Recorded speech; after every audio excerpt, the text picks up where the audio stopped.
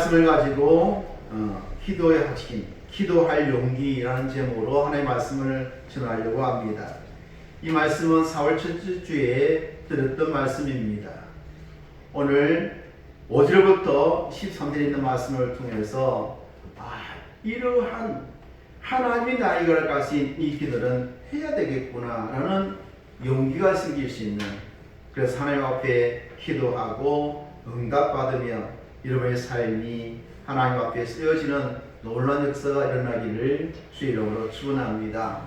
다니엘이라는 사람은 성경에 나오는 기도의 사람 중에 한 사람인데, 그가 간 것은 바벨론이라는 그 강력한 나라에 포로로 잡혀간 신세입니다. 그러니 어떤 배경이나 그를 도와줄 자가 아무도 없는 그런 상황 가운데서 그가 할 수 있었던 것은 하나님을 의지하고 기도하는 일밖에 없습니다.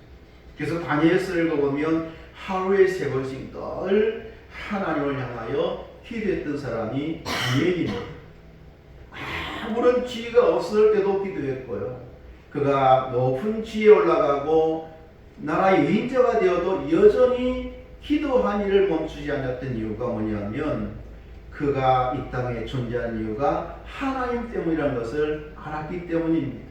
그리고 중요한 것은 하나님은 내 기도를 들으신다라는 확신이 있기 때문입니다. 오늘 여러분들이 하나님 앞에 기도할 마음이 생기는 이유는 확신이 있어야 되기 때문에 그렇습니다. 하나님은 나의 기도를 들으신다. 이 놀라운 확신을 오늘 말씀을 통해서 여러분이 깨달아지기를 주의 이름으로 축원합니다. 1절부터 4절까지는 주기도문이라고 그랬죠. 제자들이 예수님께 물었습니다. 주여, 우리에게도 기도를 가르쳐 주십시오 했을 때에 주기도문을 가르쳐 주셨죠. 그 기도 안에는 성부성자 성령에 대한 기도입니다. 하늘에 계신 아버지께 성부 하나님을 향한 기도고요. 둘째는요, 일용할 양식을 주옵시고 라는 것은 생명의 양식인 주님을 구하는 기도. 또한 죄에서 구원하여 달라는 기도는 성령을 의지하는 기도인 것을 보게 됩니다.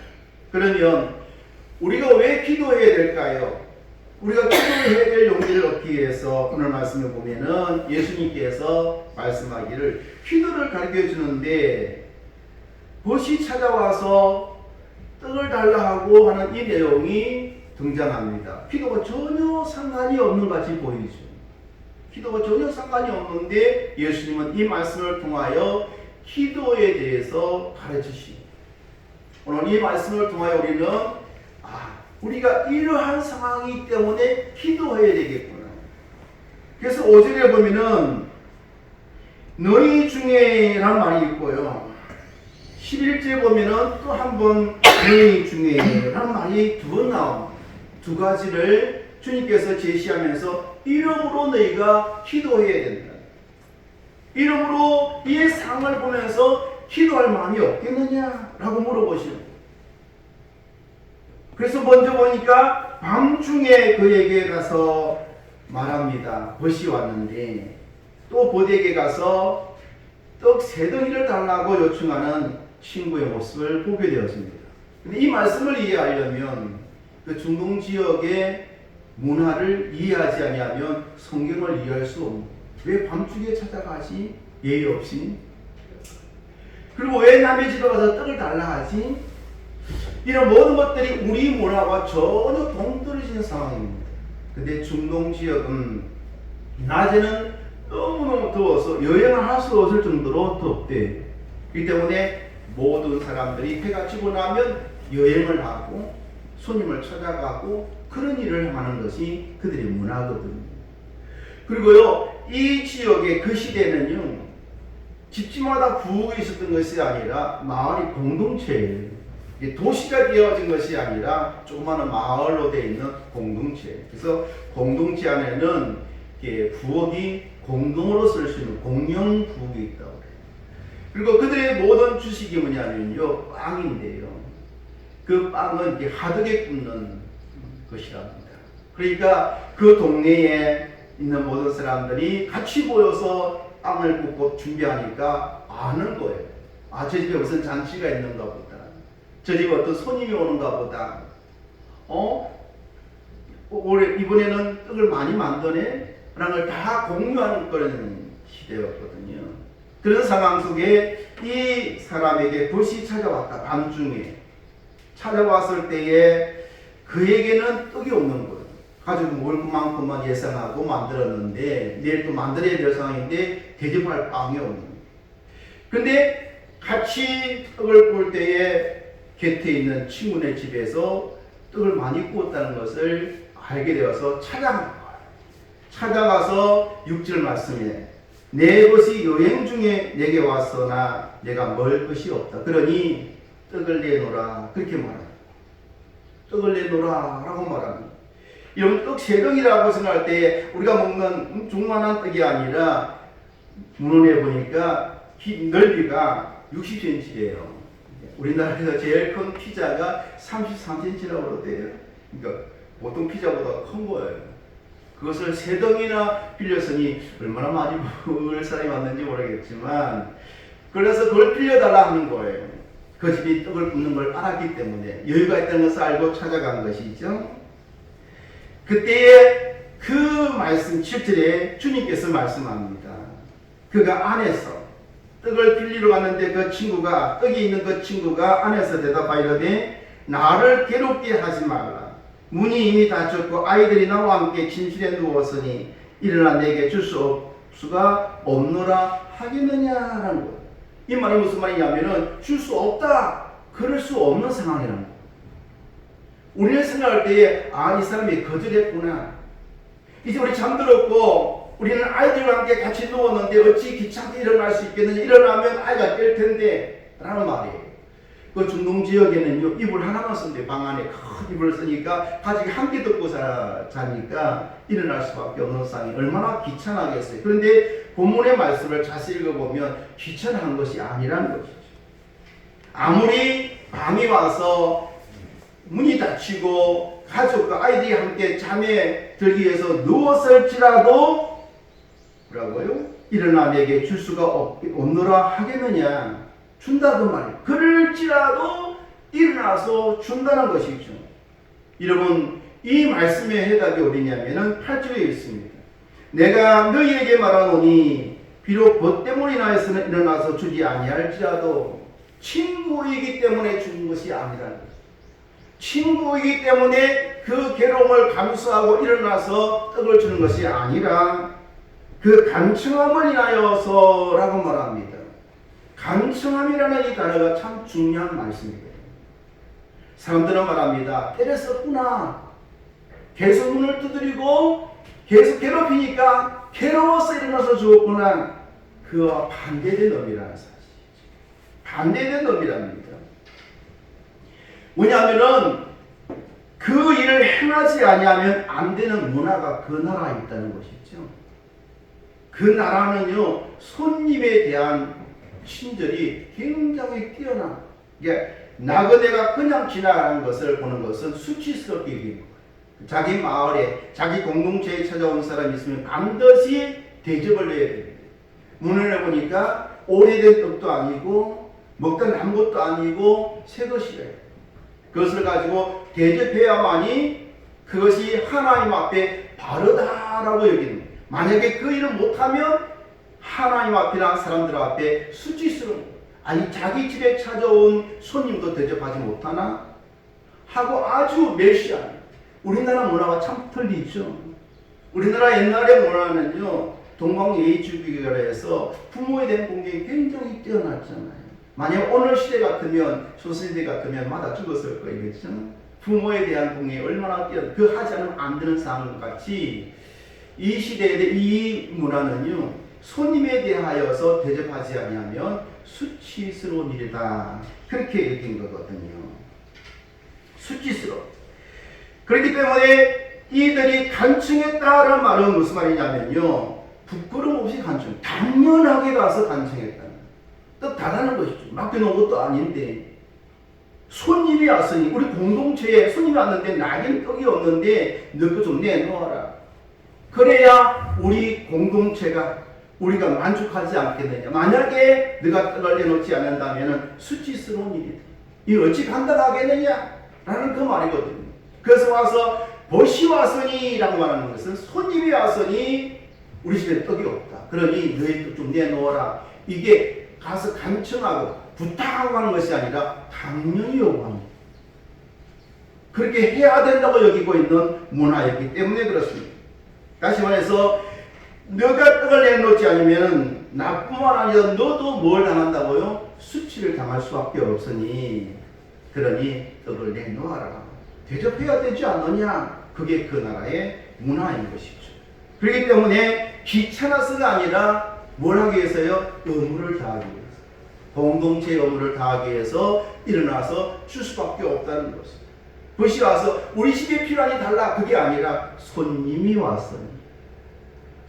왔으니 떡을 달라. 그러면 아무리 가족이 같이 누워있어도 문을 다 닫고 이제 잠자리 들어서도 일어나 줄 수밖에 없는 문화인 거예요. 그거에 당연하게 여겼던 그들이었던 것을 보게 되었습니다. 그래서 그 간참을 인하여서 일어나 그 요구대로 뭘 한다고요? 주리라. 왜 주님께서 이 말씀을 하셨을까요? 기도를 가르쳐 주세요라고 부탁하는 제자들에게 이 비유의 말씀을 하시는 이유가 뭐냐면 친구가 찾아와도 기꺼이 일어나서 자기 것을 준다면 하나님께서 우리를 자녀 삼으시고 자기 백성 삼은 우리의 간과함을 주시지 않겠느냐. 당연히 하나님 앞에 나가서 구하면 당연히 주신다라는 말씀을 하고 있는 거거든요. 여러분, 기도에 대해서 하나님은 응답할 의무가 있다는 것을 믿으시기 바랍니다. 하나님, 우리를 택했잖아요. 자녀 삼았잖아요. 건져주셨잖아요. 아들까지 버리시면서까지 우리를 살리셨다면 우리의 강구하는 그 당당한 요구를 안 들어주시겠다고요? 뭘 해야 됩니까? 거룩해야 됩니까? 아니에요. 당연히 하나님, 나는 하나님의 자녀지 않습니까? 하나님의 택한 백성이지 않습니까? 지금 이것이 필요합니다. 나에게 주세요라고 당당하게 요구할 수 있는 것이 뭐라고요? 기도입니다. 그럼 여러분 뭘 따지지 마세요. 내가 이만큼 회개하지도 못했는데, 이렇게 준비하지도 못했는데, 금식도 못했는데, 간절함이 없는데, 아니, 모든 것이 부족하고 인약하다 할지라도 찾아온 친구를 위해서 자기의 의무를 다하기 위해서 자기 떡을 내놓는 것처럼 하나님은 그 이상이라는 것을 믿으시기 바랍니다. 어느 순간에도 기도할 용기를 내시기를 주 이름으로 축원합니다. 안 갖추도 돼요. 거룩한 옷을 안 입어도 돼요. 회개함이 없어도 돼요. 하나님 앞에 당당하게 하나님 필요해요. 주세요. 이게 오늘 기도의 이 말씀의 핵심인 것을 보게 되었습니다. 그러면서 9절 말씀에 구하라. 그러면 너에게 주겠다.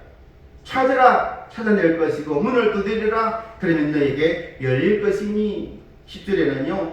구하는 이마다 받을 것이요. 찾는 이는 찾아낼 것이요. 두드리는 이에게는 열릴 것이니라. 세 번이나 반복해서 말하고 두 번이나 반복해서 말하는 이 말씀은 기도에 대한 응답을 말씀해 주고 있는 거거든요. 그럼 여러분 뭘 갖춰야만이 금식을 해야만이 축구를 갖춰야만이 되는 것이 아니라 내가 하나님의 자녀이기 때문에 하나님께 내가 이걸 열어 기도하면 반드시 하나님은 의무를 가지고 응답해 주실 줄로 믿습니다. 이 믿음을 갖고 하나님 앞에 나가는데 누가 그 사람을 거절할 수 있겠어요? 만약에 여러분이 기도를 안 들어주시면 누구한테 수치라고요? 하나님이 수치인 거예요. 하나님 왜 택했는데요? 왜 아들 주고 바꿨는데요? 근데도 그 구하는 것을 왜 안 주는데요? 천군 천사들이 얼마나 여러분 비난하겠어요. 하나님은 굉장히 체면을 중요시 여기거든요. 여러분 어떤 상황이 온다 할지라도 나는 하나님 앞에 귀한 존재예요. 어떤 상황 가운데서도 부족한 것이 있고 죄가 있을 것이고 흠이 많을지라도 기도하면 반드시 들으십니다. 여러분 삶 속에 기도 필요하지 않은 때가 있던가요? 매사에 모든 일이 필요하잖아요. 그 기도를 하나님 앞에 간절히 들으시기를 바랍니다. 어떤 권사님이 아들이 주 앞에 들어오기 위해서 기도하는데 더 엇나가는 기도하면 할수록 더 세상 길을 향해 가니까 눈물로 기도하면서 매일 일기를 적습니다. 아들 이름을 불러가며 하나님께 노트에다가 기도를 적는 거예요. 10년이 넘고 15년이 지나 오늘날 이 권사님이 병원에 들어서 병원에 입원하게 돼. 입원하게 되니 아들이 와봐야 되잖아요. 와서 보니 어머니 머리맡에 노트가 있는 거예요. 우리를 펼쳐보니 그 구절구절마다 매일매일 일기 속에 자기 이름이 빠진 적이 없고, 어머니가 나를 위해서 이렇게 기도했구나, 들어올 수밖에 없는. 하나님 앞에 기도하면 어떤 악한 마음도 열어주실 줄로 믿습니다. 기도하면 하나님은 일하시고 계시는 줄 믿으시기 바랍니다. 하나님이 기도 응답 안 해주면 하나님께 수치십니다. 그럼 하나님 앞에 기도하기를 멈추지 마세요. 어떤 일은 방금 기도했는데 방금 응답될 수도 있지만 평생을 다 해서 기도해야 할 일도 있다는 사실을 기억하시기 바랍니다. 하나님 앞에 기도합니다. 야곱이 야풍강을 건널 때에 그는 얼마나 두려웠는지 모릅니다. 형을 만나야 되는데 형을 속이고 자기가 이 복을 받았으니 가르쳤으니 그 형에 대한 두려움이 얼마나 컸을까요? 그 밤에 기도할 때에 천사와 씨름하게 되죠. 근데 놀랍게도 자기 한도 뼈가 부러짐에도 불구하고 기도를 놓치지 않고 붙들고 나에게 축복하지 아니하면 내가 죽겠습니다 라는 결단을 가지고 기도할 때에 놀랍게도 천사가 말하기를 내 이름이 무엇이냐? 예, 내가 야곱입니다. 사기꾼입니다. 오늘부터 너를 야곱이라 하지 말고 이스라엘이라, 하나님과 싸워 이긴 자라 라고 말하고 이름을 바꾸셨던 것을 보게 됩니다. 그 야곱을 통해서 이스라엘 민족이 만들어지고 큰 위대한 인물이었던 것을 보게 됩니다. 그 중심에는 뭐가 있었다고요? 기도입니다. 기도 없이 역사를 만들 수 있다고 생각하십니다. 하나님을 움직이시는 유일한 방법은 뭘까요? 기도입니다. 요즘 저는 늘 기도하면서 늘 그렇게 기도합니다. 하나님, 매일 반복되는 기도지만 하나님의 기도를 들으심을 믿습니다. 모든 사람 성도마다 다 때가 있을 것인데 인내하며 기다리며 기도하겠습니다. 저도 1년 동안 기도할 제목들을 내놨는데 그걸 가지고 저는 기도할 뿐입니다. 하나님, 나의 기도를 들으시고 응답해달라, 그런 마음으로 기도하는데 여러분 반드시 하나님께서 응답하실 줄로 믿습니다. 벗이 와서 요구해도 너무 때문에 주었던 것처럼 하나님께서 우리의 기도에 반드시 응답하실 줄 믿습니다. 낙심치 말고 기도하는 일에 힘쓰시기를 바랍니다. 오늘 마지막 말씀해 보니까 이렇게 말씀하고 있습니다. 너희 중에 11절에 아비 된 자로서, 아버지 된 자로서 누가 아들이 생선을 달라는데 생선 대신에 뱀을 주며 알을 달라는데 증가를 주겠느냐. 이 말씀 보면 생선을 달라는데 생선 대신에 뱀을 주며 하는 말씀을 오늘 보니까 그 시대에 그러니까 물고기 모양의 뱀이 있었대요. 이게 쏘긴다. 그리고 증갈이 몸을 감고 있으며 계란같이 보입니다. 그러니까 부모가 자식에게 구하는 것을 주는데 쏘기겠느냐는 거예요. 쏘기지 않는다는 것이죠. 악한 자라도, 그렇죠? 악한 자라도 13절에 좋은 것을 자식에게 준다. 자식에게 주는 거예요. 그러니까 자식들은 부모에게 당당하잖아요. 뻔뻔하게 요구할 때가 많아요. 이것 주세요, 저것 주세요. 그러면 부모는 정말로 잘해주려고 하잖아요. 비즈니스라도 주잖아요. 그게 좋은 것을 주려고 하는 것이 부모의 마음인데, 이처럼 악한 자라도 자식에게는 정직하다, 자식에게는 좋은 것을 주려고 하는 것처럼 너희 하늘의 하나님께서 우리를 사랑하지 않겠느냐, 좋은 것을 주시지 않겠느냐라고 말하면서 그 좋은 것이 뭐냐면 13절에 너희 하늘 아버지께서 구하는 자에게 좋은 것을 주실 것인데 그 좋은 것이 뭐냐면 성령이라 말씀하고 있습니다. 우리는 세상에 물질을 요구하고 명예를 요구하고 성공을 요구하는데 하나님께서 가장 좋은 것이 뭐라고 여긴다고요? 성령이시다. 그래서 오카노 목사님의 설교에 보면은 성령 안에 모든 좋은 것이 다 들어있다 라고 말한 적이 있어요. 그렇습니다. 성령이 임하시면 안 변화될까요? 악한 자가 변화될 수가 있어요. 성령이 임하시면 병을 고칠까요? 안 고칠까요? 고쳐줘요. 성령이 임하시면 여러분 마음에 두려움이 떠나가고 평안이 올 줄로 믿습니다. 성령이 임하면 교회가 붕될까요? 안 될까요? 일어나게 되는 거예요.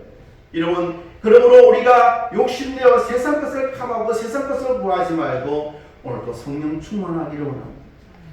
성령이 함께하기를 원합니다. 성령 안에 모든 좋은 것이 있기 때문에 그렇습니다. 그래서 하나님께서 오늘 말씀을 통해서 기도하는데 아무런 것도 따지지 말고 하나님 앞에 나가서 기도하면 하나님께서 너희의 기도를 들어주지 아니하면 수치심을 느낄 것이다. 그렇기 때문에 반드시 응답하십니다. 하나님은 너희 아버지시니까 좋은 것을 주시는데 그 좋은 것이 뭐라고요? 성령이시다. 그래서 요즘 기도하면서 성령에 대한 기도를 많이 합니다. 하나님, 사랑하는 우리 성도들의 가정에 성령의 등불을 밝혀주십시오. 성령의 기름 부으셔서 어둠이 떠나가고 밝은 빛 가운데 나오게 해달라 합니다. 성령 충만하기를 쉬지 않고 기도합니다. 하나님께서 이런 삶 속에 성령으로 말미암아 모든 위대한 일들을 이루어내실 줄로 믿습니다. 그러므로 이 말씀을 가지고 기도할 용기를 내시기를 주의 이름으로 축원합니다. 기도 외에는 어떤 이유도 나갈 수 없다고 하신 말씀을 기억하면서 하나님, 오늘부터 연약하지만 부족하지만 어느 곳에 있든지 날마다 기도하기를 지지 아니하고 어떤 상황 가운데서도 기도할 용기를 내어서 하나님 앞에 나가기를 원합니다. 반드시 응답하시는 하나님을 만나기를 원합니다. 결심하며 살아가시기를 주의 이름으로 축원합니다.